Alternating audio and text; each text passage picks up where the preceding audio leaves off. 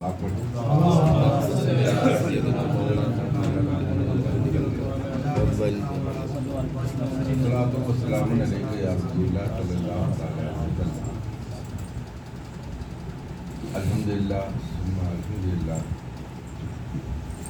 مالک کا احسان ہے، کرم ہے کہ اس نے ہم کو زندگی دی تاکہ ہم اس کی عبادت کریں اور اس کے محبوب کی اطاعت کریں۔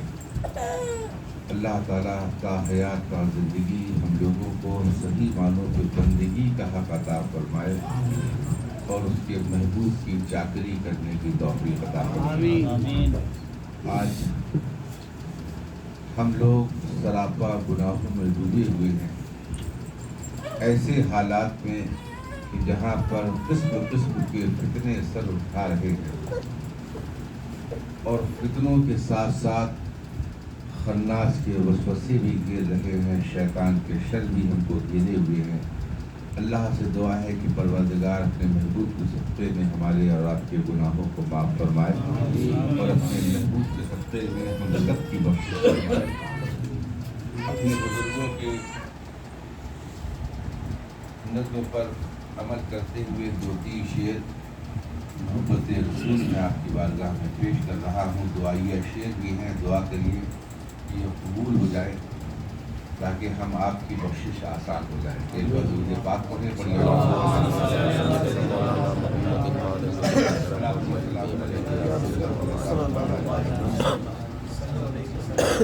ہندی زبان میں یہ شعر ہیں، انشاءاللہ سماعت فرمائے۔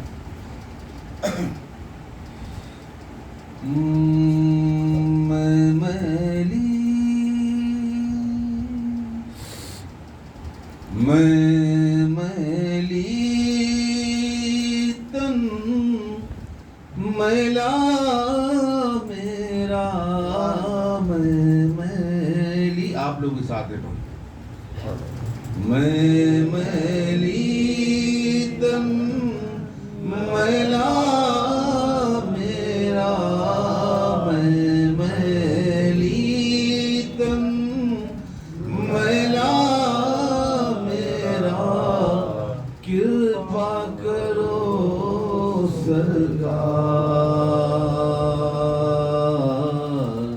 نظر کرم سرکار۔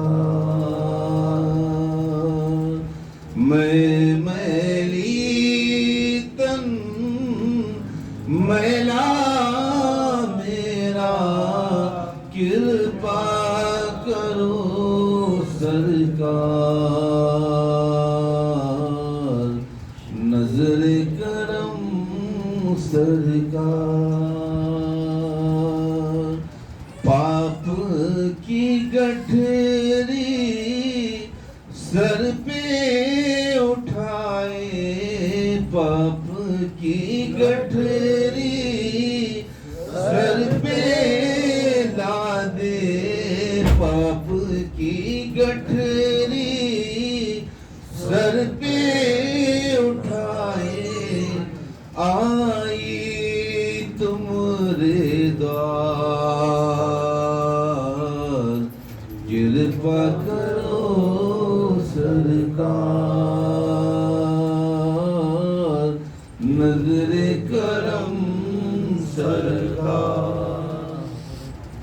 اے میرے کھوئیا بیچ بھور میں، میرے کھوئیا بیچ بھور میں، کشتی ڈوب نہ جائے، میرے کھوئیا بیچ بھور میں، کشتی ڈوب نہ جائے، تیرا ہوں تو میری خبر لے، تیرا ہوں تو میری خبر لے، کون لگائے پار،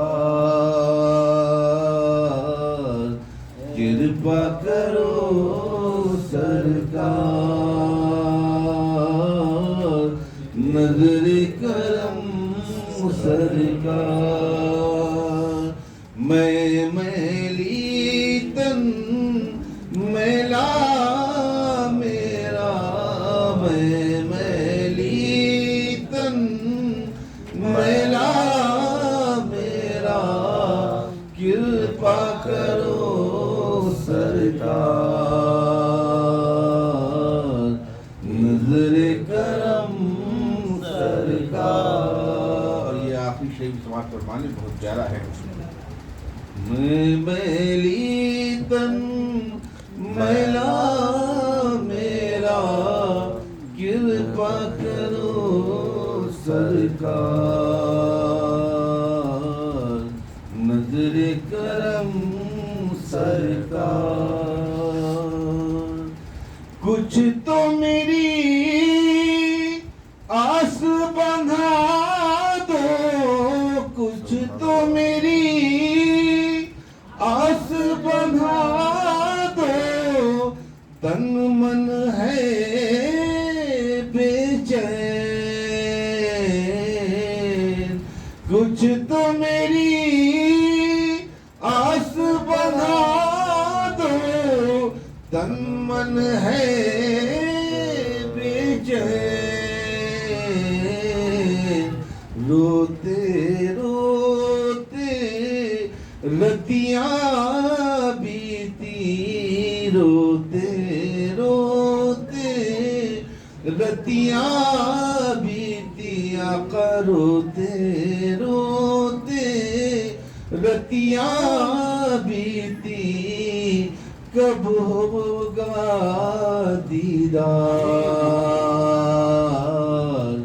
نظر کرم سرکار،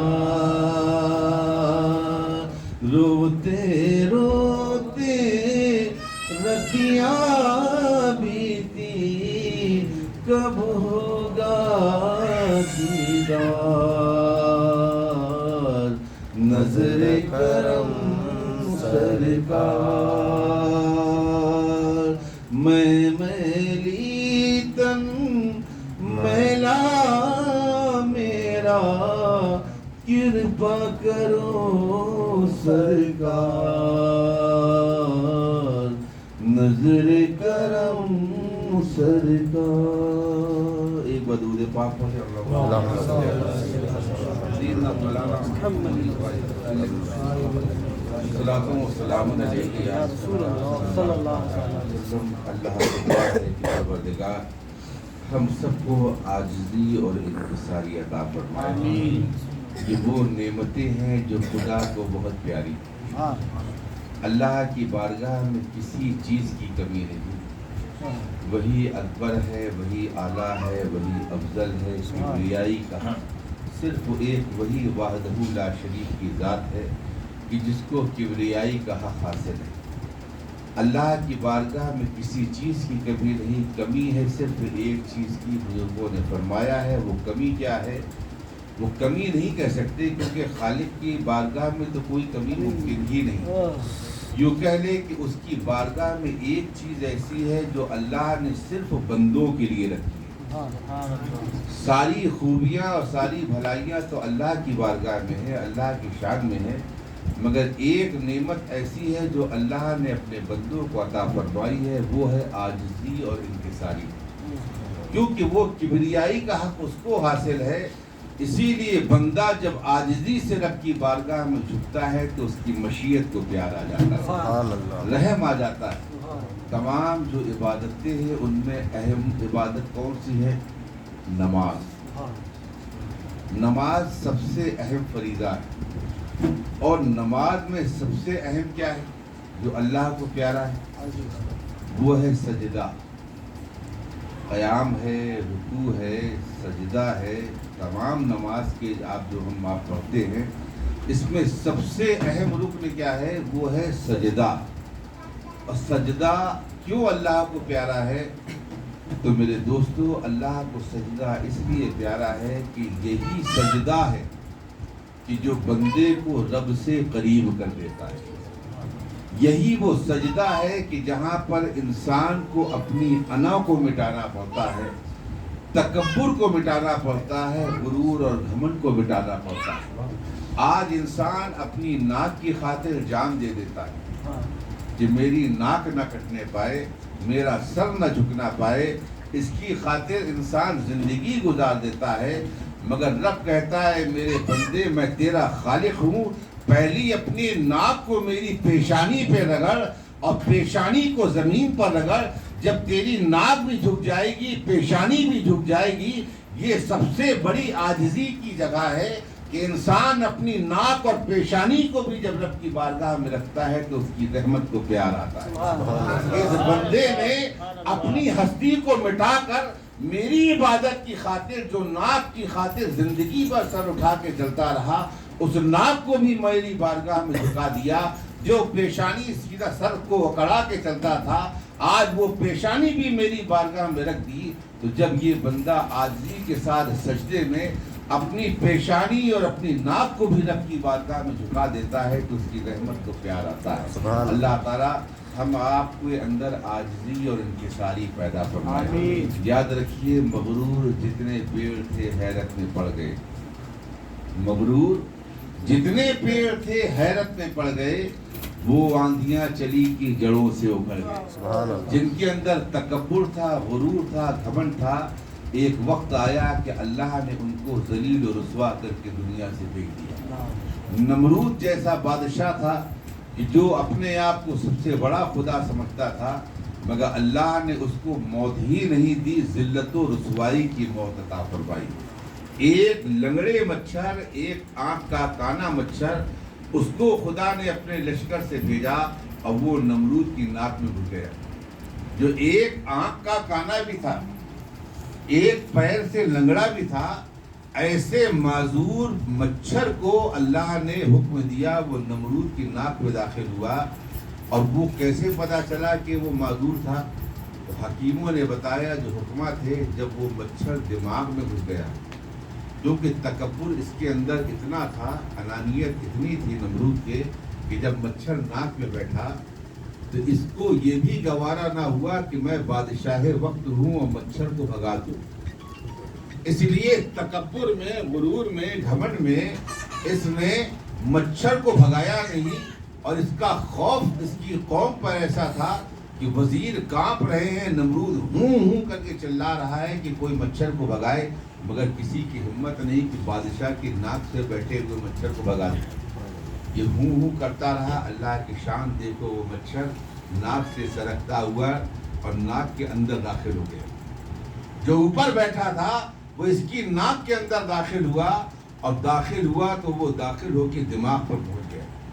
جب دماغ پہ پہنچا تو درد سے بے چین ہو گیا، تڑپنے لگا۔ اب یہ قراری اتنی بڑھ گئی کہ بادشاہ نے حکیموں کو بلایا، ڈاکٹروں کو بلایا اور کہا اس درد کو ختم کرو، یہ درد کو ختم کرو، مجھ کو یہ بے چین کر رہا ہے، تکلیف برداشت نہیں ہو رہی۔ تو حکیموں نے دوا دینے کی کوشش کی، مگر کہا کہ ڈاکٹر، اے نمرود، تجھے دوا کیا دوں؟ دوا اس وقت دی جاتی ہے کہ جب کوئی تکلیف جسمانی ہو۔ یہاں تو ایک زندہ مچھر تیری ناک میں داخل ہے، اس کی دوا ہمارے پاس نہیں، صرف ایک علاج ہے۔ سر کو ٹھوکا گیا، جب ٹھوکر پڑی سر میں تو مچھر گھبراہٹ کے سہم کر بیٹھ گیا۔ کچھ دیر گزری، جہاں دیکھا کہ سناٹا ہوا، پھر اس نے دوڑنا شروع کیا۔ اب دماغ میں جب پھر دوڑا تو پھر یہ درد سے بے چین ہوا۔ اب اس سے پوچھا گیا کہ مچھر کی چال کیا ہے؟ تو کہا مچھر دوڑ تو رہا ہے مگر ایک ہی سمت میں دوڑ رہا ہے۔ حکیموں نے کہا کہ وہ ایک آنکھ کا کانا ہے، اس کو ایک ہی راستہ نظر آ رہا ہے، اس لیے وہ ایک ہی سمت میں دوڑ رہا ہے۔ کہا تو پھر اس کے بعد یہ بیٹھتا کیوں نہیں؟ کہا بیٹھتا اس لیے نہیں ہے کہ ذرا سی ٹھوکر میں بے چین ہو جاتا ہے، ایک پیر سے معذور ہے، ذرا سی ٹھوکر لگتی ہے تو فوراً پھر بھاگنے لگتا ہے۔ تو یہی مچھر اس کی موت کا سبب بنا۔ اب حکیموں نے کہا کہ تیرا سوائے اس کے کوئی علاج نہیں، کہ جب مچھر چلے اور بھاگے اس وقت تیرے سر کو ٹھوکر دیتا رہے کوئی، جب کوئی ٹھوکر دے گا تبھی مچھر خاموش ہوگا، تجھ کو راحت ملے گی۔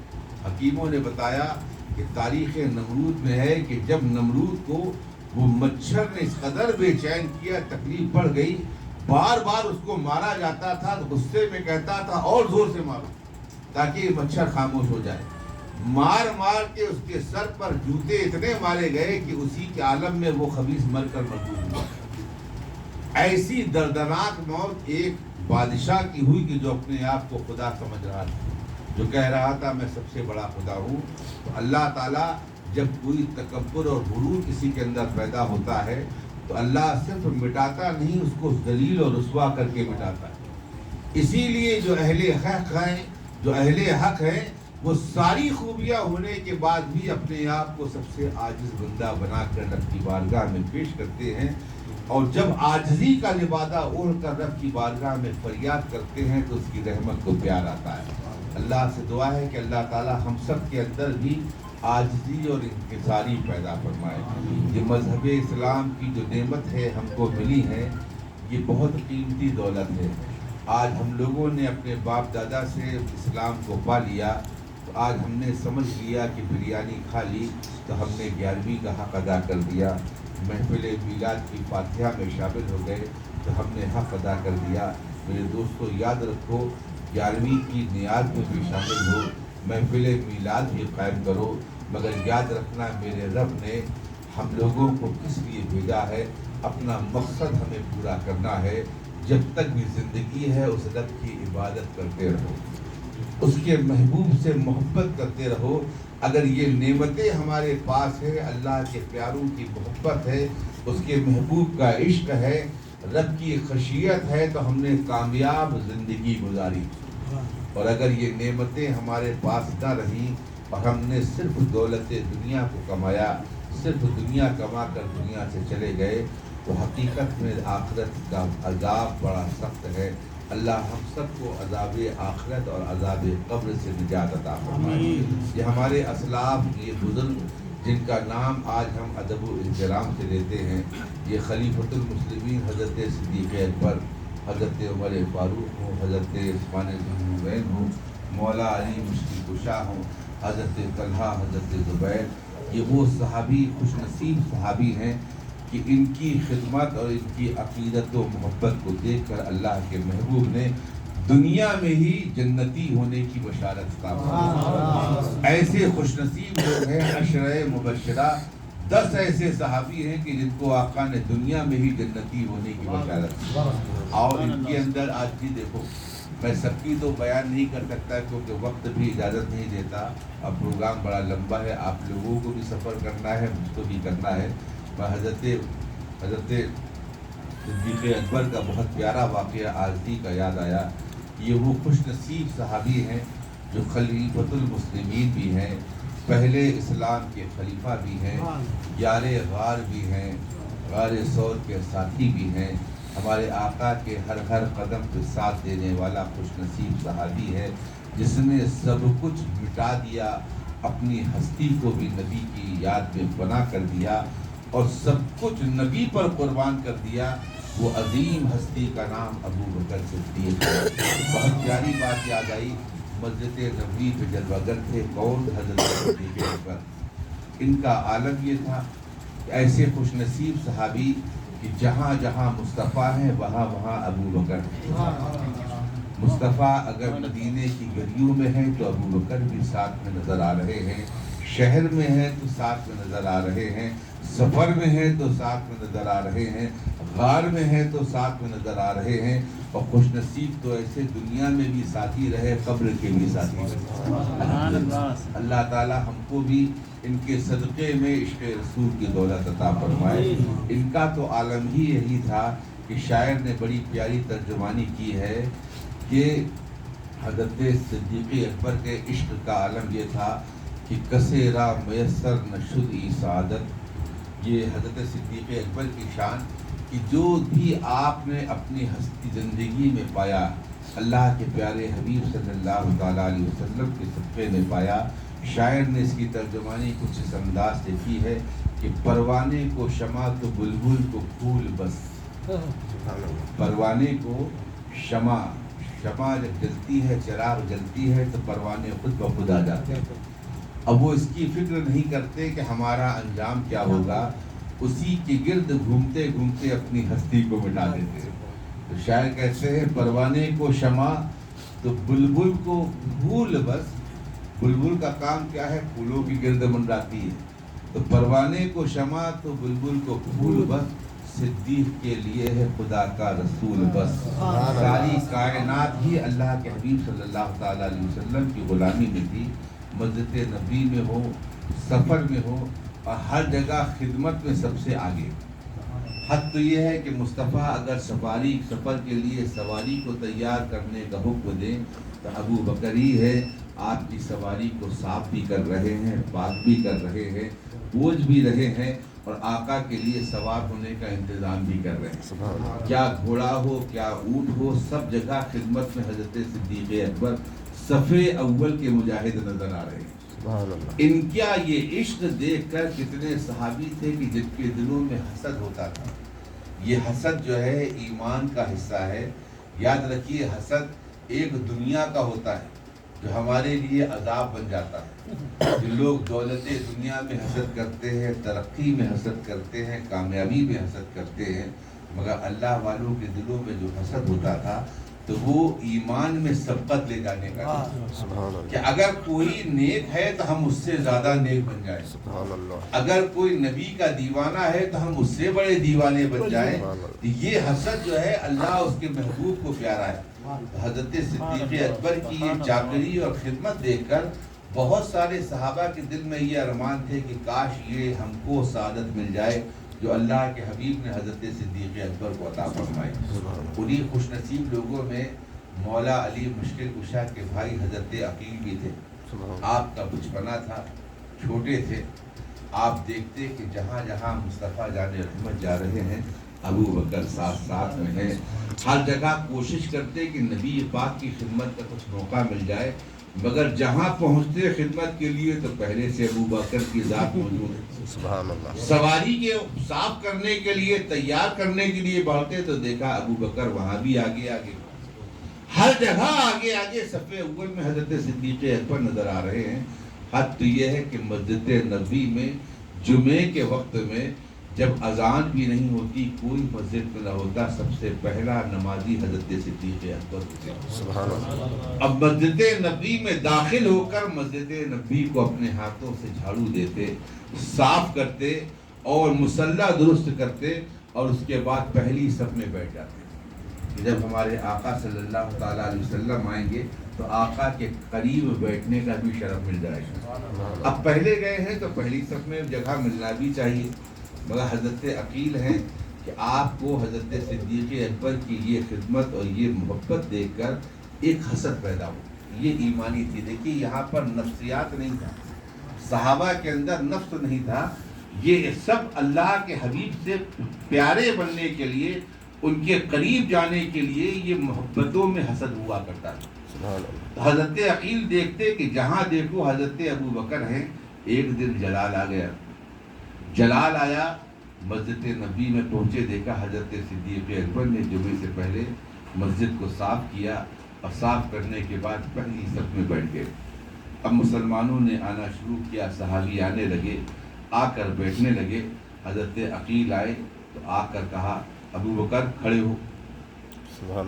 ابو بکر کھڑے ہو۔ اب ادب دیکھیے، حضرت صدیق اکبر جو یار غار بھی ہیں، مصطفیٰ نے جن کو خلیفۃ المسلمین بھی بنایا، جن کو ساری سعادتیں حاصل فرمائی، ایک بچے ہیں مگر نبی کے گھر والے ہیں، تو ادب دیکھیے۔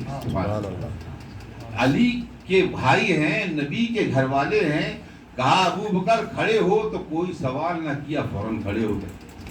جی شہزادے کیا حکم ہے؟ سبحان اللہ۔ یہ عاجزی انکساری دیکھیے، اتنی بڑی فضیلت کے صحابی، مگر نبی کے گھر والوں کا ادب دیکھیے، احترام دیکھیے، کھڑے ہو گئے، ہاتھ باندھ کر شہزادے کیا حکم ہے؟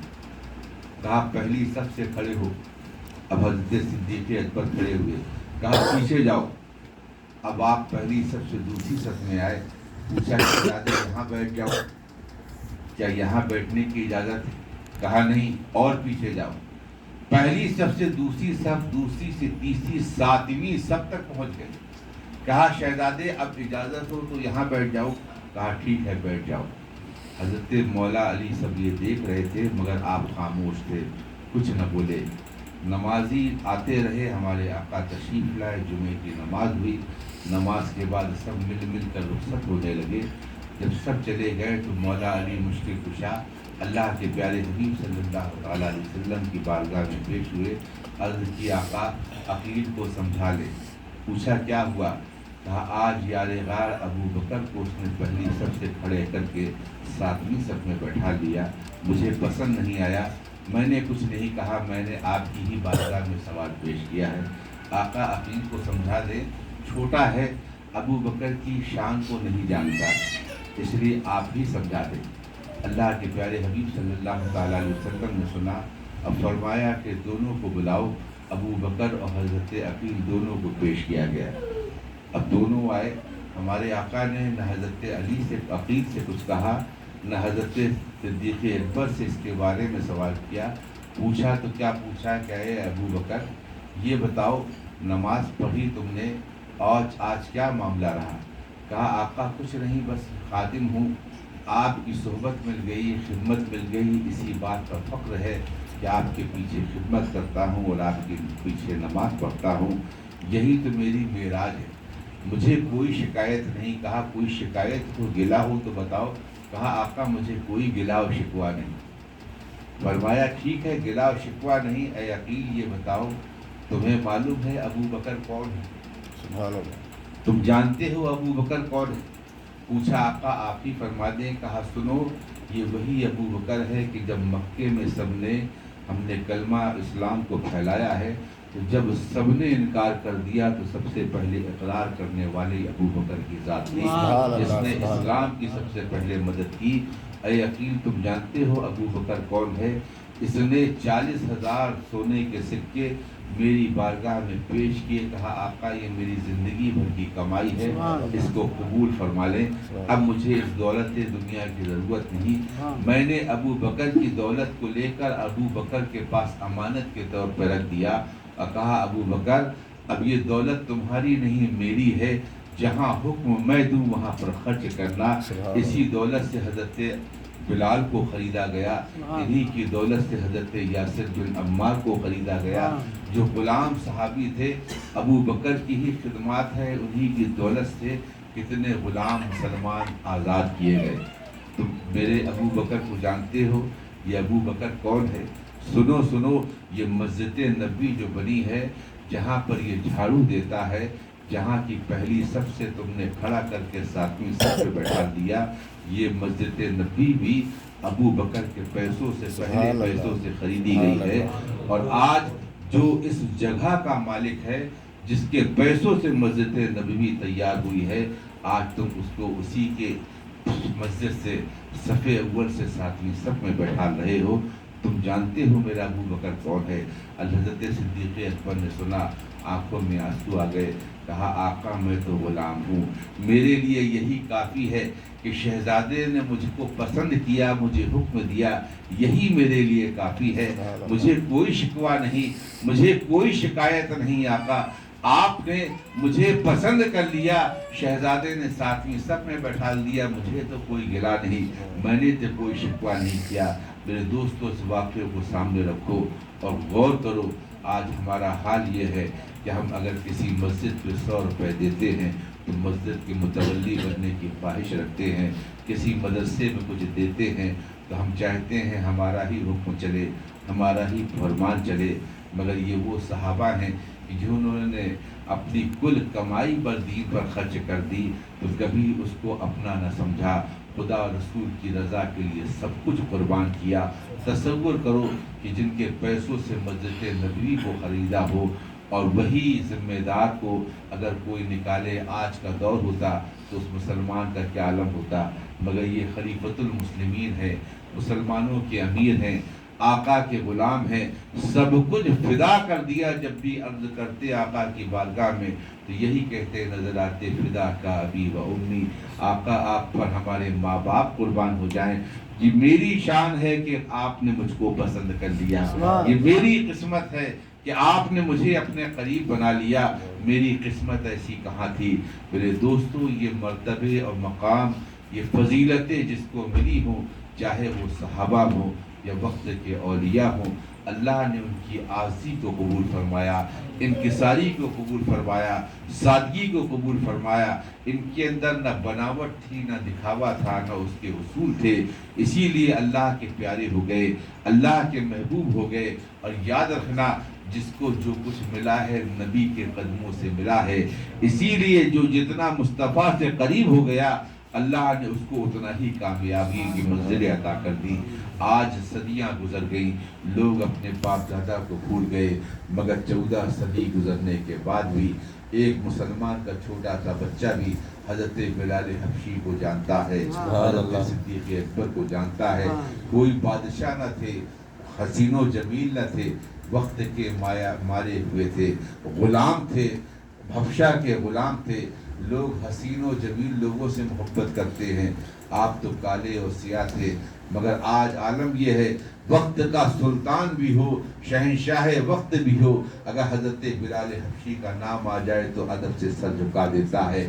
یہ شان حضرت بلال حبشی کو کیسے ملی کہ جب نبی کے قدموں کو پا لیا، مصطفیٰ پر نثار ہو گئے، تو اللہ نے آپ کو وہ فضیلت عطا کر دی کہ غلام تو غلام، وقت کے سلطان بھی حضرت بلال حبشی کے آگے جھک گئے۔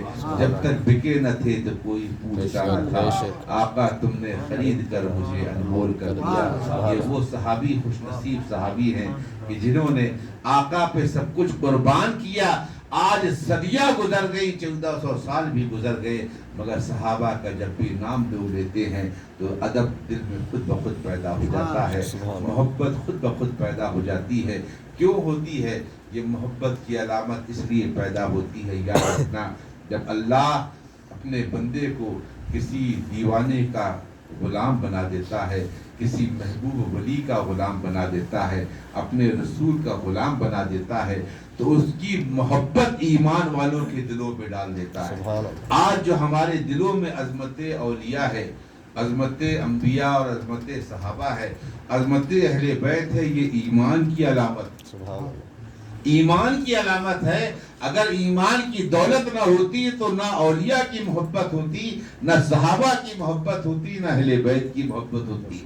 جیسے آج جو بد عقیدہ ہیں، یہ اسی لیے محروم ہے اس نعمت سے، نمازیں بھی پڑھتے ہیں، روزے بھی رکھتے ہیں، سارے اچھے کام کرتے ہیں، مگر اولیاء کی محبت نہیں رکھتے، صحابہ کا عشق نہیں رکھتے، اللہ کے محبوب سے محبت نہیں کرتے، اسی لیے یہ برباد ہے۔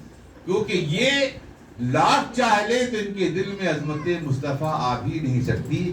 محبت تو اس کے دل میں آئے گی کہ جس کے دل میں ایمان ہو۔ سبحان اللہ۔ الحمدللہ ہم لوگ خوش نصیب ہیں کہ اگر ہمارے دلوں میں اللہ کے محبوب سے محبت ہے، آل نبی سے محبت ہے، صحابہ سے محبت ہے، اولیاء سے محبت ہے، یہ بتا رہا ہے کہ الحمدللہ اللہ نے بھی ہمارے ایمان کی حفاظت فرمائی ہے۔